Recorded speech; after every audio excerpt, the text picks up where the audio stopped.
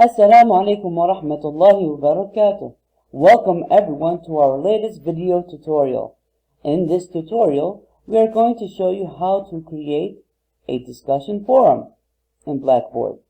So first open up your class page in Blackboard, and you have two ways to create a discussion forum. Under Course Tools here, and select Discussion Board. Or you can actually go to your course itself and click on Tools and select Discussion Board. And then here you'll get Create Link Discussion Board. Alright, so if you have previous discussion boards, you can set up a link or click on Select a Discussion Board or create a new forum. So let's go ahead and click a new forum. Here we will call it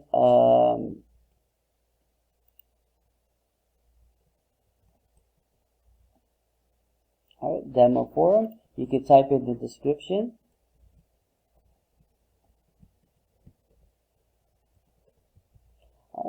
And then you have the options, form availability, where you can make it available to students, yes or no. You can enter date and time restrictions. You have the below forum settings, where you can have the threads standard view, or you can have participants create a thread. Here you have the options of adding to grades, but since we're not using any grades with discussion forums, then select no grading in forum. You can allow members to subscribe to the forum if you want.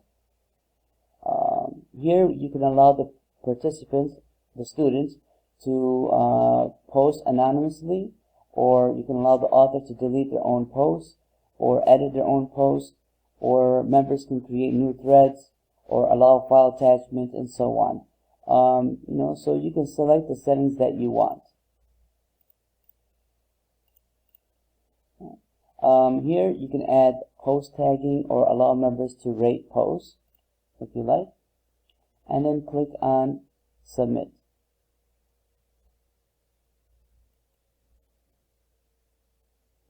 Alright, and you'll find that here's the forum.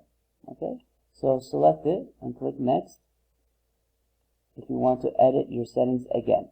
Alright, to verify, click on Discussion Board under Course Tools, select your class, and you will notice that I have some forms already made. This is what it looks like from a teacher's view. I might ask them to answer some questions or describe a question or so on. So this is the new form that I created. You notice that it is grayed out because I have not put a post in there. So let's say I'll click here, and now I'm going to create a thread. So let's say, for example, I can ask a question. Let's say describe picture on page 75. If I want, I can put the picture in here itself, or I could just give instructions to the students.